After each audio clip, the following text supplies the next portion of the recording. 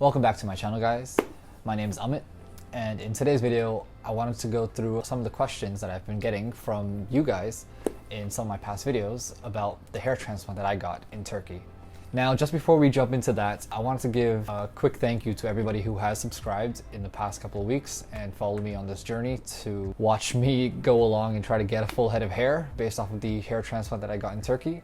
I really appreciate every one of you who have liked and subscribed my videos. It motivates me more to keep making videos like this and share my journey, as well as make good content along the way as well. Please consider liking and subscribing if you want to follow my journey to getting a full head of hair eventually. All right, with that, let's get right into some of the questions. Hi, how much did you pay for your transplant and how many grafts did you get? So the clinic I went to was Vera Clinic. I had actually been talking to them for a couple of months prior to actually going down to the clinic in Turkey. So I was in good communication with the consultant who I was assigned to. They basically gave me a bunch of information and brochures and flyers on everything that they offered. They also did send the price of how much the hair transplant would cost. A lot of people I've spoken to kind of do packages in Turkey whereby it's one fixed cost. So I was quoted 2,500 euros for just the hair transplant, but they also offered a fast regrowth package, which was 2,850 euros. The difference was that they included 2 sessions of OxyCure therapy. Now, this OxyCure therapy, I didn't really know too much about it, but based off of other videos that I've watched and some things that I've read, it claims to be pretty good for your regrowth after a hair transplant, as it provides oxygen to your brain directly and pushes out your hair on top of that. I thought, why not? If I'm going all the way to Turkey, I'm just going to try that and see what happens. For the grafts, I got a total of 6,100 grafts extracted from my donor area and placed onto the top of my head. Initially, I was quoted about 4,500 to 5,000 grafts, but on the day itself, the clinic told me that my donor area was really good and more was able to be extracted to provide more hair on the top of my head. The second question is from Black Darius.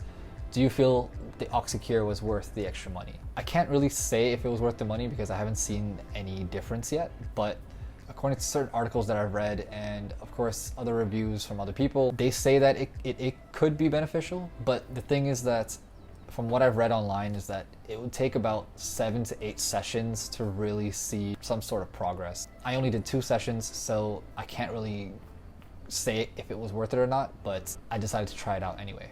The next question is from Callan. He has 2 questions for me. Is there a special hat you can wear on the flight back? And how's the flight home?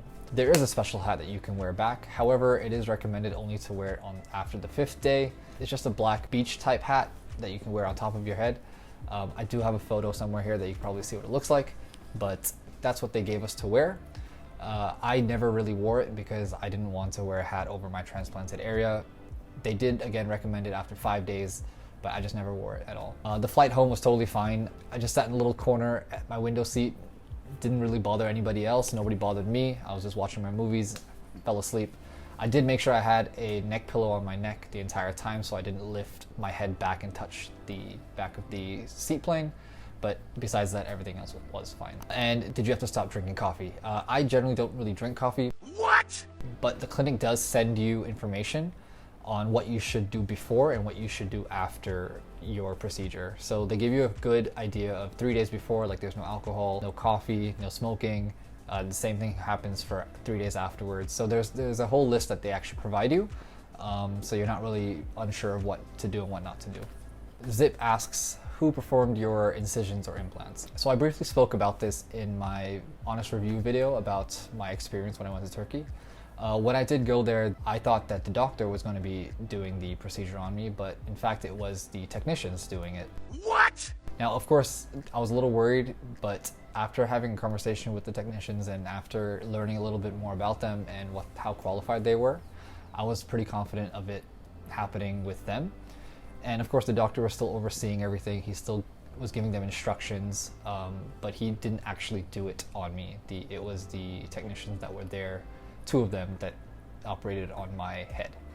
I definitely do still recommend going to Vera Clinic if you ever get a chance to check them out. We're going to leave a link in the description below for anyone who's interested to sign up with Vera Clinic. You can go for a free consultation and then they will probably assign you a consultant and will send you all the information that you need. So Ramsey asks, I heard that there is a VIP package where the doctor does the extracting and implanting. Was I ever recommended that?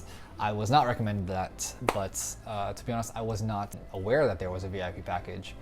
But again, what I was offered only was the original package of just a normal hair transplant and the additional fast track growth package, which was about a few $100s more. So again, I took the higher end package, and right now I'm pretty satisfied with that. So the next question is, do I have to take Finestride or Minoxidil after the procedure? So it is recommended that you take Finestride and Minoxidil, but of course it's dependent on your situation. Me personally, I've never taken Finestride. What? I did take Minoxidil a long time ago, but I didn't really see that much of progress for my own head. But I did speak to the consultant at Vera Clinic about this even after I finished the surgery. They recommend to start taking Finestride and Minoxidil 20 days after your surgery. My suggestion would be to consult the doctor or the consultant about when you should start taking it after your surgery, because it is still recommended to use to help the regrowth of your actual hair plus the transplanted areas. Okay, the next question is, what other medication did I buy? So I didn't really buy medication, but I bought aftercare, which will basically help me enhance the regrowth of my transplanted hair quicker. I bought a serum for my donor area and my transplanted area. I bought some shampoo specifically used to help regrowth, as well as I bought a spray that was offered to me. They did also offer other things like for vitamins. They even offered to buy Finestride there, but I knew I was not ready to use that stuff yet, because I do take my own vitamins here, and Finestride, I'm still considering taking it probably after my first month. But besides that, that's majority of what I got. It is a little costly there, but I do believe that all the things they offer is beneficial for everything we need after a hair transplant. So Chris's questions here is pretty long, but right at the bottom is he's asking how important is it to remove your scabs and if anyone else is experiencing it. It is very important actually to remove your scabs after the 10th or 11th day. The clinic also advises you to make sure it's all out by the 13th or 14th day to ensure that the transplanted hairs have space to grow out and it's not blocked by anything else. Do I wash my head every day? Yes, I do. But I kind of alternate between using the shampoo every other day. I try not to use it every single day, as right now the shedding phase is still going on and I'm a little scared that all of it will come off at one shot. But it is a procedure that everyone kind of goes through. Anytime my head feels a little oily or a little dry from the serum that I've used the previous nights, I usually end up using the shampoo to clean it up a little bit more.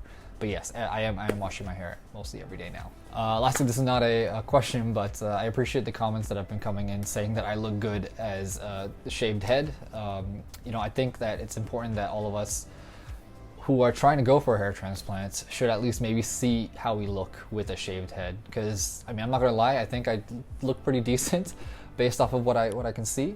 But at the end of the day, we all do still want our hair back, and I really appreciate people saying that I look great like this, but I'm also looking forward to how I'll look with a full head of hair at some point. All right, I think that's going to conclude today's Q&A. I'm going to keep trying to do this as long as I keep getting good questions and comments in from you guys. Please do keep commenting if you have any questions or concerns about a hair transplant in Turkey or the things that happen afterwards. But yes, please do consider liking and subscribing for more content like this. I'll try to keep uploading as much as I can with weekly updates, and whatever questions you guys have, I'm happy to interact with you guys. Thank you so much again for subscribing, and I will see you in the next one.